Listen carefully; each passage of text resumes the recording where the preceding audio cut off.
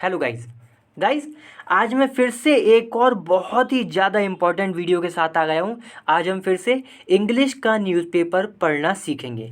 मैंने हमेशा की तरह एक न्यूज़ उठाई है जो कि यहाँ से लेकर यहाँ तक है, इसको हम पढ़ेंगे। ठीक है, चलिए वीडियो को शुरू करते हैं दोस्तों। उससे पहले चैनल को सब्सक्राइब जरूर कर लें, वीडियो को लाइक और शेयर कर दें। चलिए देखिए, जब भी हम इंग्लिश का न्यूज़पेपर पढ़ते हैं तो उसमें जो न्यूज़ होती है ना, उसमें सबसे पहले हम हेडिंग पढ़ते हैं। जैसे यहाँ पे हेडिंग लिखी हुई है, और जो रेड वाली हेडिंग है ना, ये भी इस न्यूज़ की ही हेडिंग है और ये ब्लैक वाली भी। ठीक है, तो सबसे पहले हम रेड वाली हेडिंग पढ़ते हैं। इसका क्या मतलब है देखिए, रीचिंग बारलोको आइलैंड। देखिए रीचिंग का क्या मतलब होता है? रीचिंग का मतलब होता है कहीं पहुंचना। ठीक है, तो पहुंचना, कहाँ पहुंचना? बारलोको आइलैंड पर। ये कोई आइलैंड है। ठीक है, ये आइलैंड ना स्कॉटलैंड में है। मैं आपको बता दूं, ये जो न्यूज़ है ना, स्कॉटलैंड में एक आइलैंड है ये। इसको बेचने के ऊपर ये न्यूज़ है। ठीक है, अब आपको अच्छे से समझ में आएगा। तो रीचिंग पहुंचना बारलोको आइलैंड पर इज़ चैलेंजिंग है। क्या है? चैलेंजिंग, यानी कि वहाँ पहुँचना बड़ा चुनौतियों से भरा भरा हुआ है, आसान नहीं है, मुश्किल है। चैलेंजिंग का मतलब आसान नहीं है, मुश्किल है, चुनौतियों से भरा हुआ है। ठीक है, तो इस आइलैंड पे पहुँचना आसान नहीं है, मुश्किल है। एंड स्टेइंग देयर, स्टेइंग का मतलब होता है रहना, ठहरना। ठीक है, एक तो वहाँ पहुँचना और फिर वहाँ पे रहना, ठहरना। तो एंड स्टेइंग देयर यानी कि वहाँ पे ठहरना, पहुँचने के बाद वहाँ पे ठहरना for any length of time, यानी कि कितने भी समय के लिए, भला ही वो कम समय हो कि ज़्यादा समय हो, तो वहाँ पे पहुँचना और रहना इवन मोर डिफ़िकल्ट, यानी कि ये और भी मुश्किल है भाई। वहाँ पे पहुँचना मुश्किल तो है ही, उसके बाद वहाँ पे ठहरना जो है और भी ज़्यादा मुश्किल है। इवन मोर सो का मतलब और भी ज़्यादा। ठीक है, चलिए अब हम ये ब्लैक वाली हेडिंग पढ़ते हैं। देखिए, डजन्स वाई फॉर का मतलब होता है दोस्तों कंपटीशन करना। मान लीजिए किसी कुछ लोग हैं, उनमें कंपटीशन चल रहा है किसी चीज़ को पाने के लिए, तो हम कहेंगे कि उनमें कंपटीशन चल रहा है, कि वाई कर रहे हैं वो, यानी कि कंपटीशन कर रहे हैं एक दूसरे से। ठीक है, तो वाई का मतलब कंपटीशन करना। तो डजन्स यानी कि दर्जनों, कई सारे, मतलब देश होंगे या जो भी होंगे वो बाद में पता चलेगी। तो कई सारे वाई फॉर यानी कि कंपटीशन कर रहे हैं किस चीज़ के लिए? अनइनहेबिटेटेड स्कॉटिश आइलैंड।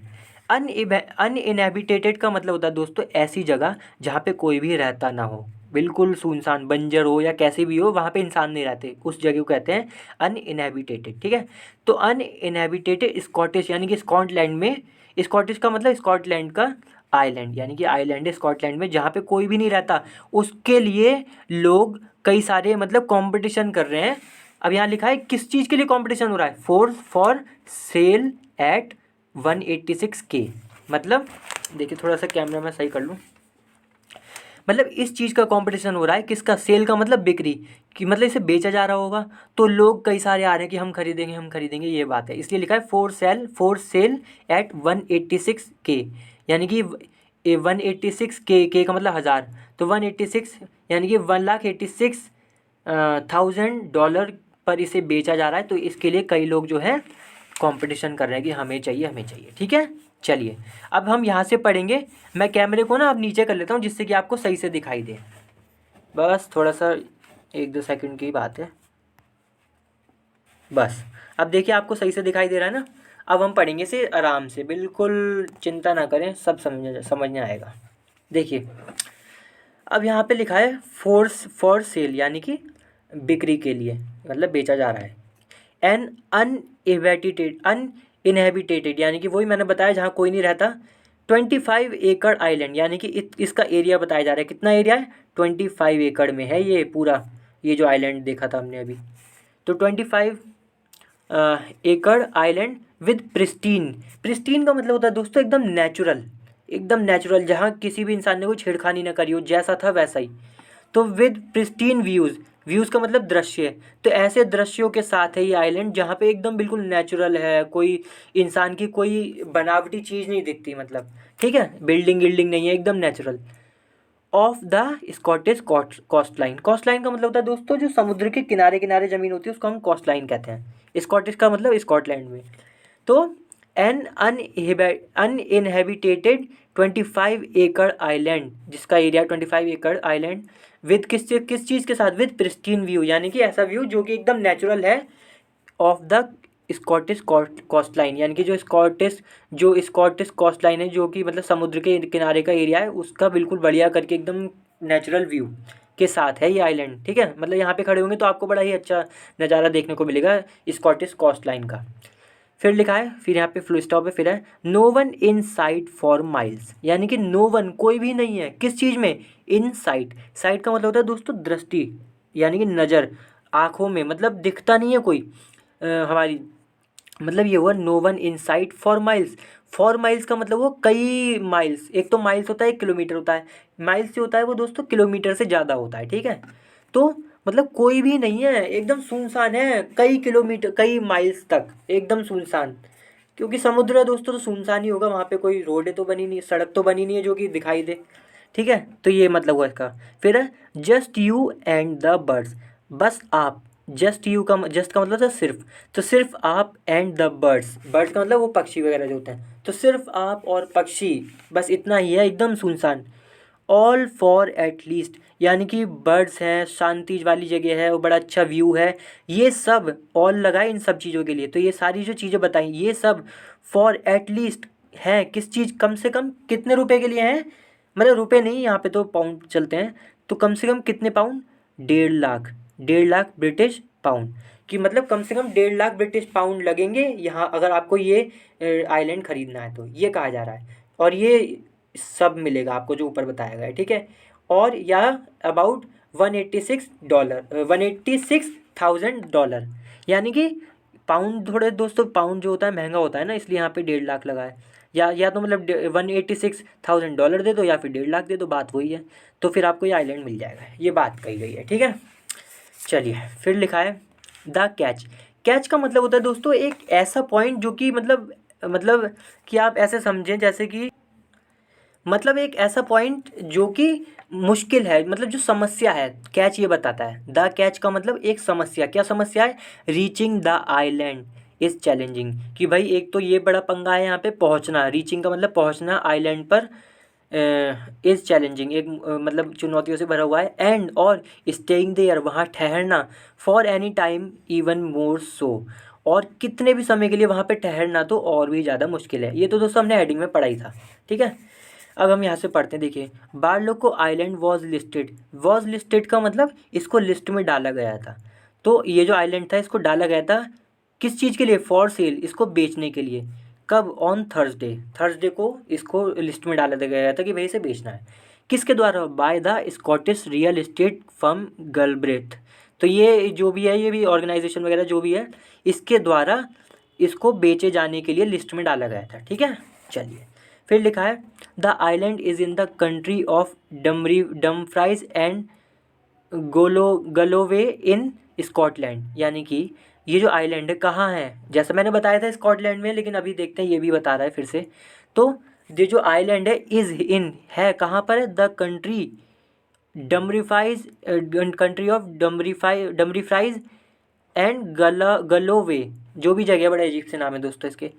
तो ये जो एरिया है इसमें है, और ये एरिया कहाँ पर है, इन स्कॉटलैंड में ये दो एरिया है, इसमें ये आइलैंड है, ठीक है। चलिए फिर लिखा है इज़ अबाउट, अब ये इज़ जो आया है ये दोस्तों आइलैंड के लिए आया है, ठीक है, आइलैंड के लिए इज़ आया है, और ये वाला इज़ भी आइलैंड के लिए था।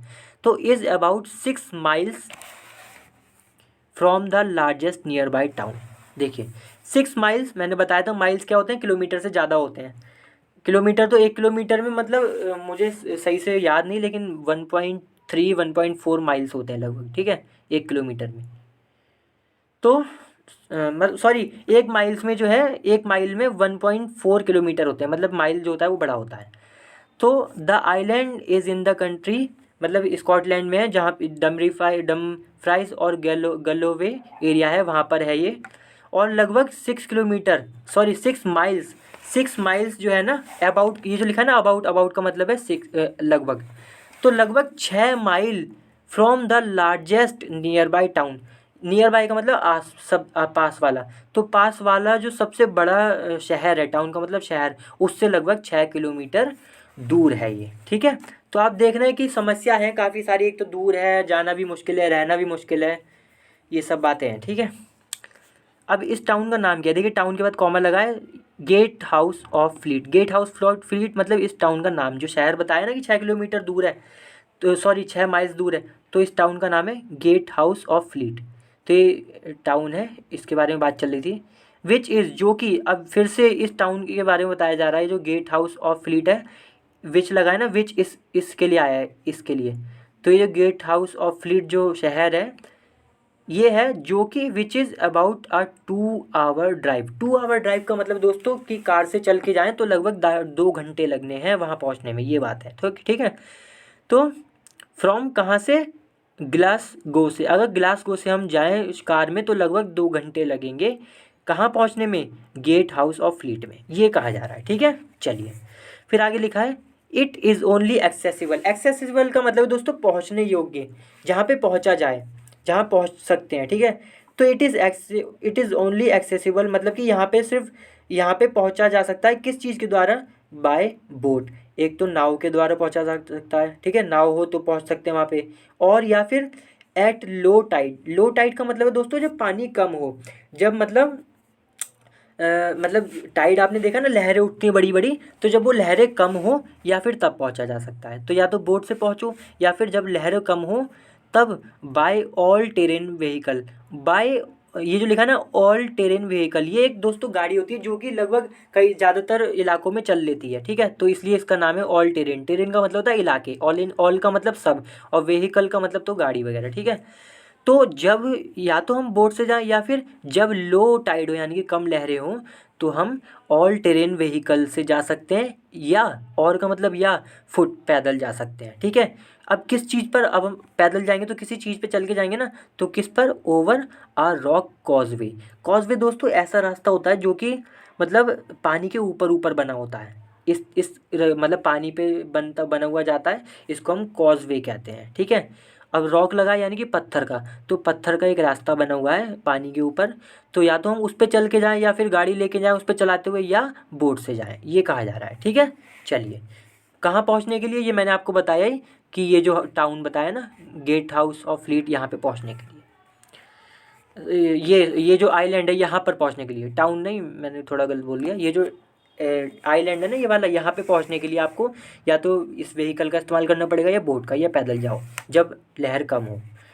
फिर लिखा है while there are no dwelling. Dwellings का मतलब होता है दोस्तों मकान, बिल्डिंग वगैरह, इनको हम कहते हैं रहने की जगह। ठीक है, तो वाइल का मतलब जबकि देयर आर नो ड्वेलिंग, यहाँ पे कोई बिल्डिंग वगैरह नहीं है, बिल्डिंग नहीं है, रहने की जगह नहीं है, ये लिखा है ना बिल्डिंग, या बिल्डिंग भी लिखा है आगे, तो यहाँ पे कोई मकान वगैरह नहीं है, रहने की जगह नहीं है, बिल्डिंग नहीं है। कहाँ पर, ऑन द आइलैंड, ये जो हरे कलर का है आइलैंड, इस पर there is a pebble bridge. Beach, beach का मतलब तो दोस्तों आपको पता ही है समुद्र के किनारे होता है। पेबल का मतलब होता है छोटे छोटे पत्थर, तो यानी कि बीच है यहाँ पर, मकान वगैरह तो नहीं है लेकिन बीच है जो कि पेबल है यानी कि पत्थरों से भरा हुआ है छोटे छोटे।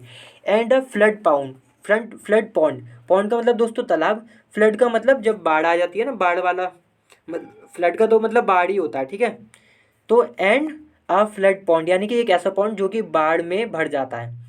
वेयर रेन वाटर, जहाँ पर, यानी कि पॉन्ड के बारे में बताया जा रहा है, वेयर जहाँ पर rain water could gather. Gather का मतलब इकट्ठा होना। ठीक है, कुड का मतलब होता है सकना, सकता है, सकना है, ये मतलब होता है। तो वेयर जहाँ पर रेन वाटर यानी कि जो बारिश का पानी है, कुड गैदर इकट्ठा हो सकता है इस तालाब में, इन इन एक्सट्रीम रेनफॉल। एक्सट्रीम का मतलब खूब सारा, चरम, एकदम खूब ज़्यादा, रेनफॉल का मतलब बारिश, तो जब खूब सारी बारिश हो तो बारिश का पानी जो है इस पॉन्ड में इकट्ठा हो सकता है। ठीक है, ये बात है। एंड प्रोवाइड, प्रोवाइड का मतलब दे सकता है, देना, प्रोवाइड का मतलब होता है देना, तो दे सकता है, क्या दे सकता है, वाटर, पानी दे सकता है। यानी कि जो पॉन्ड है ना, ये पॉन्ड, ये जो तालाब है इसमें जब पानी भर जाएगा तो ये फिर पानी किसके लिए हो जाएगा, ये पानी दे सकता है, किसको दे सकता है, for live stock. Live stock का मतलब दोस्तों वो जानवर जिनको पाला जाता है, उन जानवरों को हम कहते हैं लाइव स्टॉक, जिनसे बिजनेस वगैरह किया जाता है। ठीक है, तो उन जानवरों के लिए ये पानी इकट्ठा करके दे सकता है ये पॉन्ड, तालाब। एंड और किसके लिए, वाइल्ड लाइफ के लिए, यानी कि वहाँ पे जो जंगली जीवन है, जो वहाँ पे जंगल में लोग रहते हैं ना, वो सॉरी, जो मतलब जानवर वगैरह रहते हैं उनके लिए भी पानी ये पॉन्ड दे सकता है। जब बारिश पड़ेगी इसमें पानी भर जाएगा तो उनको पानी मिल जाएगा, ये बात है। फिर लिखा है the island is within a site of special scientific interest. देखिए, a site of special scientific interest का मतलब क्या होता है, इसका मतलब होता है कि एक ऐसी जगह जिसको सरकार, जो वो है क्या नाम है, जो मतलब रिप्रेजेंट करती है, क्या रिप्रेजेंट करती है, हमारे नेचुरल जो वो होते हैं हेरिटेज, उनको रिप्रेजेंट करती है। ऐसी जगह को हम कहते हैं site of special scientific interest. ठीक है, तो ये जो आइलैंड है कहाँ पर है, विद इन यानी कि अंदर अंदर है, किस चीज़ के अंदर है, एक साइड एरिया के अंदर, जो कि नेचुरल हेरिटेज को रिप्रेजेंट करता है, स्पेशल साइंटिफिक इंटरेस्ट। ठीक है, अब ये लिखा है आर डेजिग्नेशन, यानी कि जो ये है ना, ये इतना बड़ा जो लिखा हुआ है, इसका डेजिग्नेशन का मतलब दोस्तों नाम भी होता है, नाम। ठीक है, एक तो डेजिग्नेशन का मतलब होता है किसी चीज़ को चुनना, और डेजिग्नेशन का मतलब ये भी होता है नाम। तो ये नाम है फॉर लैंड, उन ज़मीनों के लिए, दैट जिनको द स्कॉटिश, स्कॉटिश यानी कि जो स्कॉटिश गवर्नमेंट, यानी कि जो कि स्कॉटलैंड की गवर्नमेंट है, कंसिडर्स यानी कि मानती है, to be of note. To be of note का मतलब है कि इतना इम्पोर्टेंट जिस पे ध्यान दिया जाए, इस चीज़ को हम कहते हैं टू बी ऑफ नोट। तो इतना इम्पोर्टेंट मानती है इसको, इस टर्म, इसको, इस डेजिग्नेशन को, ये जो नाम है इसको इतना इम्पोर्टेंट मानती है यहाँ की सरकार। ठीक है, कि मतलब किसके लिए इम्पोर्टेंट मानती है, फॉर इट्स फ्लोरा। फ्लोरा का मतलब होता है दोस्तों जो वहाँ पे पेड़ पौधे होते हैं उसके लिए इम्पोर्टेंट मानती है यहाँ की सरकार। फोना, फोना का मतलब होता है कि जानवर जो हैं वहाँ के, उसके लिए इम्पोर्टेंट मानती है। जियोलॉजी, जियोलॉजी का मतलब होता है जो अर्थ से, हमारी पृथ्वी से संबंधित स्टडी होती है उसको कहते हैं, उसके लिए इम्पोर्टेंट मानती है कि वहाँ पे स्टडी कर सकते हैं। और नेचुरल लैंडफॉर्म्स, लैंडफॉर्म्स का मतलब होता है, लैंडफॉर्म मतलब अलग अलग तरीके की ज़मीन होती है, तो नेचुरल लैंडफॉर्म के लिए इम्पोर्टेंट मानती है। तो इन चार चीज़ों के लिए ये यहाँ की जो सरकार है वो इम्पोर्टेंट मानती है। ठीक है, ये बात है। तो यहाँ तक हो गया, इसको डेजिग्नेशन को इम्पोर्टेंट मानती है। फिर है द डेजिग्नेशन, ये जो डेजिग्नेशन, ये जो नाम है, विल मतलब ये जो कुछ होगा, ये भी जो भी होगा इनका दोस्तों टेक्निकल वर्ड है। तो डेजिग्नेशन विल सिग्निफिकेंटली, सिग्निफिकेंटली का मतलब महत्वपूर्ण ढंग से, तो ये जो डेजिग्नेशन है विल करेगी, क्या करेगी, सिग्निफिकेंटली लिमिट, लिमिट का मतलब एक रोक लगाएगी, किस चीज़ पर, द पॉसिबिलिटी, संभावना पर, किस चीज़ की संभावना, of obtaining permission. Obtaining permission का मतलब होता है परमिशन लेना, तो इस चीज़ पर ये थोड़ी रोक लगाएगी डेजिग्नेशन। और ये परमिशन किस चीज़ की होती है, to construct any permanent structure, permanent structure हो या कोई बिल्डिंग हो, ड्वेलिंग हो, मकान हो, तो इस चीज़ पर परमानेंट मतलब बिल्डिंग वगैरह बनाने की संभावना पर ये डेजिग्नेशन रोक लगाएगी। ठीक है, चलिए फिर लिखा है David Corey the listing agent. Listing agent दोस्तों होता है एक, मतलब कि वो ना वो मतलब बेचने वगैरह में मदद करता है, कुछ चीज़ बेचने, ज़मीन वगैरह बेचने में मदद करता है, उसको कहते हैं। ठीक है, तो डेविड कोरी जो कि द डिस्टिंग एजेंट है, कॉमा लगाया ना पे, कॉमा लगा, इसका मतलब कॉमे के बाद जो लिखा है वो हमें इसके बारे में पता चलेगा। तो द लिस्टिंग एजेंट जो कि है, रॉट, इन्होंने लिखा, ये सारी बात जो बताई ना यहाँ से लेकर ये यहाँ तक, तो ये डेविड कोरी ने बताई, कहाँ बताई, इन एन ईमेल, एक ईमेल इन्होंने लिखा उसमें बताई, और ये कब बताई थी, ऑन सैटरडे को। ठीक है, यानी कि सैटरडे की, शनिवार को। फिर लिखा है the only possibility for anyone, यानी कि सिर्फ संभावना, जरा सी संभावना उनके लिए, विशिंग टू स्टे, जो कि चाहते हैं यहाँ रहना। विशिंग का मतलब जो चाहते हैं कि यहाँ रहें, ठहरने के लिए, ऑन द आइलैंड, और आइलैंड पर ठहरने के लिए, फॉर एनी टाइम, कितने भी समय के लिए, कोई समय की पाबंदी नहीं है, would be of grid solution, यानी कि सिर्फ एक ही संभावना है कि अगर ऑफ ग्रिड सॉल्यूशन होगा। ऑफ ग्रिड का मतलब दोस्तों ऐसी इलेक्ट्रिसिटी, मतलब कि ऐसी चीज़ की बात कर रहे हैं हम जो कि बाहरी दुनिया से अलग हो, मतलब खुद पे डिपेंडेंट हो, किसी पे और पे डिपेंडेंट ना हो, इंडिपेंडेंट हो। तो ऐसी चीज़, ऐसा सॉल्यूशन, जैसे कि सोलर पावर, अब जो जैसे सोलर पावर है उसको कहीं बाहर से तार वगैरह लाने की ज़रूरत तो है नहीं, वो तो आप घर में लगाएं और सीधे सूरज से रोशनी ले लें, इसलिए इसको ऑफ ग्रिड कहा जाता है। ठीक है दोस्तों, तो फिर इन्होंने कहा कि सिर्फ यही संभावना है, अगर यहाँ रहना है तो भाई सिर्फ सोलर पावर जैसी चीज़ें ही इस्तेमाल में करनी होंगी, तभी यहाँ पे रह सकते हैं, वरना तो मुश्किल है, ये बात कही गई है। ठीक है, फिर लिखा है Barlocco is the latest Scottish island. Barlocco यानी कि बारलोको, ये जो आइलैंड है ये सबसे नया आइलैंड है, लेटेस्ट का मतलब सबसे नया आइलैंड है। To be put, to be put का मतलब यहाँ पे लिखा है to be put on the market, जिसको मतलब मार्केट में उतारा गया है बेचने के लिए। तो जिसको मार्केट में उतारा गया है बेचने के लिए, ये बिल्कुल लेटेस्ट नया है, इससे पहले और करे होंगे, अभी तो ये है सबसे फ़िलहाल में। फिर लिखा है Carn Deas, Carn Deas a small island in the Summer आइस आर्कीपेलागो। अब ये समर आइल्स आर्कीपेलागो कोई जगह है, तो इसमें एक छोटा सा आइलैंड है इसी की तरह, जिसका नाम है कार्नडीज, ठीक है, इन द नॉर्थ वेस्ट। और किधर की तरफ है ये? नॉर्थ वेस्ट की तरफ, नॉर्थ वेस्ट डायरेक्शन में है ये आइलैंड, ठीक है। वॉज लिस्टेड, तो ये जो वॉज आया ये इसके लिए आया, कार्नडीज के लिए। तो इसको लिस्टेड करा गया था, यानी कि इसको भी लिस्ट में चढ़ाया गया था इन 2021, यानी कि 2021 में इसको भी लिस्ट में चढ़ाया गया था, ठीक है। फिर लिखा है रोने also in the north west, यानी कि रोने भी है एक आइलैंड, एक है कार्नडीज, एक है रोने। तो ऑल, जो कि ये भी कहाँ है? नॉर्थ वेस्ट में है। ऑल्सो लिखा है ना, also in the north west, जो कि ये भी नॉर्थ वेस्ट में इज़ अवेलेबल फॉर रेंट। ये भी किस चीज़ के लिए है? रेंट के लिए, यानी कि किराए के लिए अवेलेबल है, ठीक है दोस्तों। चलिए फिर लिखा है, देखिए, आफ्टर बैकलैश। बैकलैश का मतलब प्रतिक्रिया, एक खराब, जो मान लीजिए कि सरकार, जैसे मान लीजिए सरकार का एग्जांपल लें, मान लीजिए सरकार कुछ गलत कर देती है किसी के साथ, मतलब किसी के साथ का मतलब पब्लिक के साथ, तो उधर से एक प्रतिक्रिया आती है, गुस्सा आता है, उसी चीज़ को हम बैकलैश कह देते हैं। अब वो सरकार कर सकती है, कोई भी कर सकती है, ज़्यादातर सरकारी चीज़ों में ज़्यादा इस्तेमाल होता है, ठीक है। तो आफ्टर बैकलैश यानी कि एक प्रतिक्रिया आई, एक गुस्सा आया, गुस्सा समझे आप, बड़े ही आसान शब्दों में बोलूँ तो। कहाँ, किन से आया? From residents. रेजिडेंट्स का मतलब होता है दोस्तों वहाँ के रहने वाले लोग। तो मतलब जो रहने वाले लोग हैं उनसे गुस्सा आया द स्कॉटिश गवर्नमेंट इन अगस्त। तो फिर ये जो स्कॉटलैंड की जो गवर्नमेंट है, सरकार है, अगस्त में, इन अगस्त ड्रॉप्ड अ प्लान, तो उन्होंने ड्रॉप कर दिया, यानी कि छोड़ दिया क्या? एक प्लान बनाया हुआ इन्होंने छोड़ दिया। कब छोड़ दिया? जब इन्होंने प्रतिक्रिया आई रेजिडेंट से, यानी कि स्कॉटलैंड के जो लोग थे उन्होंने गुस्सा किया होगा किसी बात पे, तो यहाँ की जो सरकार थी उसने प्लान को छोड़ दिया। अब प्लान क्या था? That would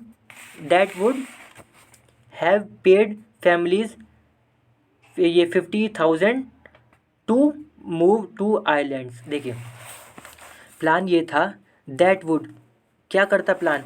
would have paid, यानी कि इसका मतलब है पेड कर चुका होता, पैसे दे चुका होता। जब लिखा हो ना वुड हैव और यहाँ पे कुछ और लिखा होगा, जैसे मान लीजिए लिखा होता वुड हैव गॉन, यानी कि मैं यानी कि इसका मतलब होता जा चुका होता। अब यहाँ पे लिखा है पेड, तो इसका मतलब पैसे दे दिए चुके होते, हालांकि दिए नहीं लेकिन दे दिए चुके होते अगर ये प्लान ना ड्रॉप करती सरकार तो। सो लिखा हुआ है दैट वुड, ऐसा प्लान जो कि पैसे दे चुका होता, किनको? फैमिली को, परिवारों को पैसे दे चुका होता। कितने? 50,000 यूरो, सॉरी पॉन्ड्स, पॉन्ड्स है ना, ये पॉन्ड का साइन होता है दोस्तों। तो 50,000 पॉन्ड दे चुका होता, किनको? टू, किस चीज़ के लिए दे चुका होता है? दे तो इनको चुका होता है परिवार को, लेकिन किस चीज़ के लिए? टू मूव टू आइलैंड, कि भाई ये जो आइलैंड है यहाँ पे चले जाओ, इसके लिए सरकार दे रही है उल्टा पैसा कि वहाँ चले जाओ। विद फॉलिंग पॉपुलेशन, कि भाई पॉपुलेशन घट रही है तो तुम वहाँ चले जाओ, रह लो वहाँ पे, ये बात है, ठीक है। चलिए फिर है डिस्पाइट इट्स लिमिटेशन। लिमिटेशन का मतलब होता है एक बंदिश बोल लें, चैलेंजेस बोल लें। तो इतनी सारी लिमिटेशंस हैं, मतलब देख रहे हैं ना आप कितनी सारी समस्या हैं कि भाई दूर है, ये है, वो है, बिजली नहीं है, पानी का भी मतलब ऐसी है, सब कुछ मतलब बिल्कुल कटा हुआ है ये दुनिया से। उसके बाद भी डिस्पाइट का मतलब होता है के बावजूद। तो इतनी सारी लिमिटेशंस के बावजूद Barlocco is already yielding inquiries, yielding का मतलब है कि मतलब इस पे ना, इस मतलब इंक्वायरीज का मतलब हो गया इसके बारे में लोग बात कर रहे हैं, ऐसे समझें। बारलोकी इज़ ऑलरेडी येल्डिंग इंक्वायरीज, कि भाई इसके बारे में बात चल रही है कि हम, हाँ भाई हाँ, ये कि मतलब इसके बारे में लोग पूछाताछी कर रहे हैं, ये हुआ इंक्वायरीज का मतलब पूछाताछी करना। तो पूछाताछी कर रहे हैं। There have been 15 interested parties, यानी कि पार्टीज़ हैं अलग अलग, जो कि कितनी हैं? 50, जो कि इंटरेस्टेड है, जिनको इंटरेस्ट आ रहा है इस आइलैंड में, ऐसी 50 हैं सो फार, यानी कि अब तक 50 रही हैं ऐसी पार्टीज़।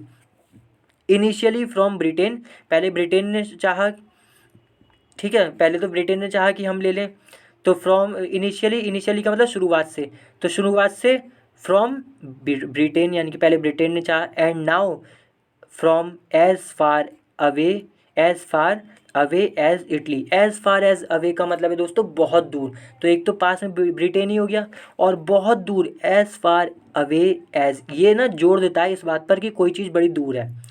तो नाउ, अब, पहले तो ये था ब्रिटेन, और नाउ अब as far as as far away as Italy, यानी कि Italy, Germany, Norway and United State, ये भी जो है भाई इंटरेस्टेड है। पहले तो सिर्फ यही थी ब्रिटेन, ये बात कही जा रही है, ठीक है।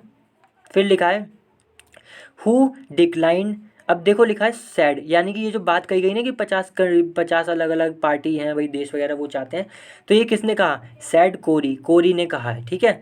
हु जो, हु का मतलब जो, decline to identify the seller, मतलब जिन्होंने मना कर दिया, डिक्लाइन का मतलब रद्द कर देना, मना कर देना, रिजेक्ट कर देना। क्या मना कर दिया, टू आइडेंटिफाई द सेलर, कि भाई सेलर कौन है, कौन बेचने वाले हैं, कौन बेच रहे हैं इसको, उनको पहचानने से, मतलब उनको पहचानने से मना कर दिया, ठीक है।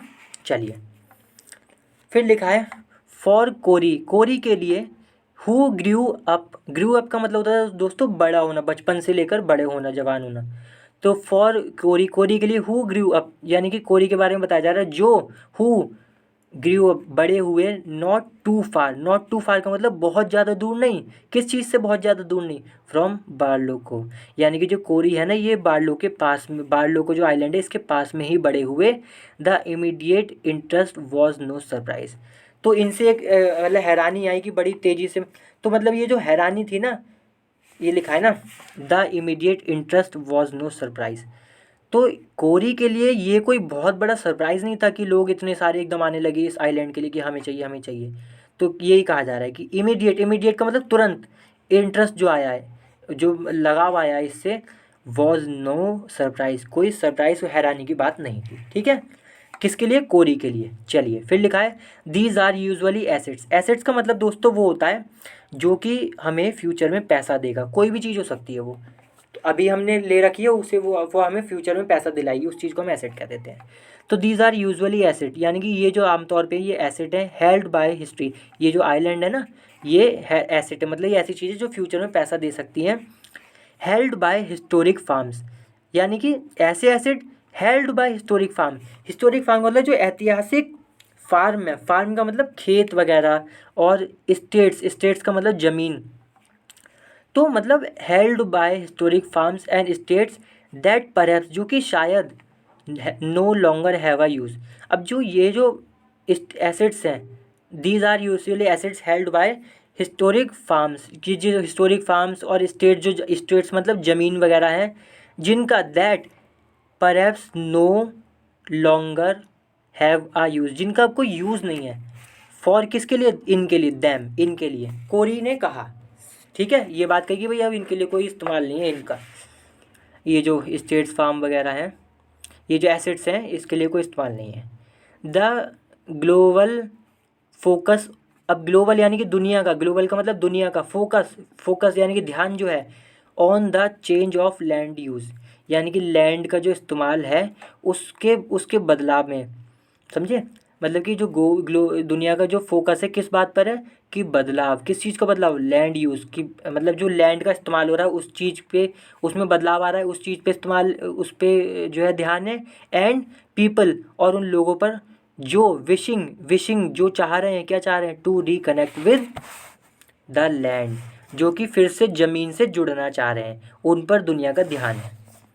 मीन्स, तो ये जो ग्लोबल फोकस है, तो इस बात पर जो ध्यान है ना दुनिया का, मीन्स इसका मत, तो इस ये जो ध्यान है इसका मतलब क्या है ये पता चली गया अब, मीन्स दैट, तो इस बात का मतलब है, ये जो दुनिया का ध्यान है इस पर, इस बात का मतलब है कि दीज टाइप्स ऑफ प्रॉपर्टी, ये जो इस तरीके की जायदाद ज़मीनें हैं, हैव डिस्कवर्ड, ये जो जायदाद ज़मीनें हैं इन्होंने डिस्कवर्ड यानी कि ढूंढ लिया है, डिस्कवर का मतलब ढूंढना, तो ढूंढ लिया है, क्या ढूंढ लिया, अ न्यू मार्केट, एक नया बाज़ार बिकने के लिए, कि भाई अब वहाँ पे भी हम बिक सकते हैं, ये बात है। तो एक नया मार्केट ढूंढ लिया है, और एक वैल्यू, कि भाई इसकी एक वैल्यू है, तो ये ढूंढ लिए, with in it, with in it का मतलब अपने ही अंदर में ही ये बात ढूंढ ली है, ठीक है। फिर लिखा है कोरी सैड, कोरी ने कहा, ही एक्सपेक्टेड मोर ऑफर्स, कि कोरी ने कहा भाई कि इसने जो है ना और ज़्यादा ऑफ़र एक्सपेक्ट किए थे, टू कम, कि भाई और, टू कम का मतलब आना, तो कि भाई और ऑफ़र आएंगे, ये इनने, कोरी ने एक्सपेक्ट किया था, कब, in throughout the week, कि जो हफ्ता बीता था उसमें पूरे, थ्रू आउट का मतलब पूरे वीक में, पूरे हफ्ते में और ज़्यादा जो है ऑफ़र्स आएंगे। The minimum asking price is 150,000 कि भाई मिनिमम आस्किंग की मतलब मिनिमम आस्किंग प्राइस यानी कि वो प्राइस जो कि कम से कम है कि भाई इससे कम में तो हम नहीं बेचेंगे, ये बात है। तो कम से कम प्राइस है इतना 1,50,000 पाउंड, ठीक है। अब लिखा है a closing date will, closing date का मतलब दोस्तों वो डेट जिसमें कुछ समाप्त हो रहा हो। तो सेल चल रही है, सेल समाप्त की जो सेल समाप्ति की डेट है उसकी बात चल रही है अब। तो a closing date will then be set. तो फिर क्या होगा, एक जो डेट है वो सेट कर दी जाएगी। किस चीज़ की डेट, इसकी जो सेल है कि उसको बंद करना है उसकी डेट सेट कर दी जाएगी, ठीक है। ये बात है, जब मतलब ऑफर्स जो है इन्होंने एक्सपेक्ट किया था, तो ये बात है इसके जब हो जाएगा तो फिर डेट सेट कर दी जाएगी कि इसको कब क्लोज़ करना है। फिर है विच विल अलाउड, तो जो क्लोजिंग डेट है, जो बंद करने वाली डेट है कि भाई सेल बंद होगी इस तारीख को, तो ये जो डेट है विल अलाउ, वो अलाउ करेगी, परमिशन देगी किनको, पोटेंशियल बायर्स को। पोटेंशियल का मतलब जो जिनमें दम है खरीदने का, पोटेंशियल का मतलब ये हुआ जो कि काबिल है। बायर्स का मतलब जो खरीदने वाले होते हैं उनको बायर्स कहते हैं। तो उनको ये परमिशन देगी to make their best offer कि भाई वो अपना सबसे बढ़िया से बढ़िया ऑफर बनाने इन a shield bid. Sealed bid दोस्तों अब ये कोई टेक्निकल वर्ड है, ये तो बिड तो वैसे वो होता है बोली लगाना, तो ये जो बोली लगेगी इसमें ये अपना बढ़िया से बढ़िया ऑफर बना सके, इस बात की ये जो डेट है इन्हें परमिशन देगी, अलाउ करेगी, ठीक है। फिर लिखा है नो कार्स, यानी कि कोई कार नहीं है। नो ह्यूमन, कोई ह्यूमन नहीं है, इंसान नहीं है कोई। नो इंफ्रास्ट्रक्चर, कोई बिल्डिंग नहीं है, कोई सड़कें नहीं है। सो वॉट, तो क्या, what makes it so appealing. Appealing का मतलब होता है दोस्तों इंटरेस्टिंग, अट्रैक्टिव, कि जिसकी तरफ आप खींचे चले आए। तो मतलब ना कारें हैं, ना लोग हैं, ना इंफ्रास्ट्रक्चर है, तो फिर ऐसा क्या है जो कि इसको इतना मतलब अट्रैक्टिव बना रहा है कि लोग इसके पीछे भाग रहे हैं इतने सारे देश। The area has nearly 100 miles of south facing coast line. तो ये जो एरिया है ना, हैज़ अ नियरली 100 माइल्स, कि लगभग इस एरिया में 100, इस एरिया के पास क्या है, लगभग 100 माइल्स हैं किस चीज़ के, of south facing coast line. Coast line मतलब साउथ फेसिंग का मतलब जो साउथ की तरफ है, साउथ को मतलब वो कोस्ट लाइन जो कि साउथ की दिशा में है, तो वो कोस्ट लाइन है कितनी, लगभग 100 माइल्स, बहुत बड़ा एरिया है दोस्तों। And has been renowned for centuries, और ये जो कोस्ट लाइन है ना, रिनाउंड का मतलब फेमस, तो ये बहुत लंबे समय से फेमस रही है। फॉर सेंचुरीज का मतलब सदियों से ये फेमस रही है। एज किस तौर पर, as a place of unique landscape, किस तौर पे फेमस रही है कि भाई ये प्लेस है, किस चीज़ का प्लेस है, ये यूनिक लैंडस्केप। लैंडस्केप का मतलब बड़ा ही दोस्तों एक दृश्य ही होता है, आप ऐसे समझे। लैंडस्केप का मतलब सीन समझ लें, सीनरी, सीन एकदम बढ़िया सा, तो इसके लिए ये जो है फेमस रही है। अभी लिखा है आ फीचर विच अट्रैक्टेड मैनी। अब ये फीचर, ये एक फीचर है, कैसा फीचर, ये जो कि अट्रैक्टेड मैनी आर्टिस्ट, जो कि कई सारे आर्टिस्ट को अट्रैक्ट करता है, कलाकारों को, टू द एरिया, इस एरिया में, इन 19th एंड 20th सेंचुरी, जो कि अट्रैक्ट करता था, यहाँ पे अट्रैक्टेड करता था, यहाँ पे ये फीलिंग है कि करता था, ये एरिया आर्टिस्टों को अट्रैक्ट करता था, बड़ा अच्छा लैंडस्केप है ना इस एरिया, कब, 19 एंड 20 सेंचुरी में, ठीक है दोस्तों। चलिए दोस्तों, आज फिर से हम ये वीडियो यहीं पे समाप्त करते हैं, बहुत इंपॉर्टेंट वीडियो थी। अगली बार फिर से मिलते हैं किसी और अच्छी वीडियो के साथ, तब तक के लिए वीडियो को लाइक करें, शेयर करें और चैनल को सब्सक्राइब करना दोस्तों बिल्कुल ना भूलें, क्योंकि बहुत मेहनत लगती है वीडियो बनाने में। चलिए बाय।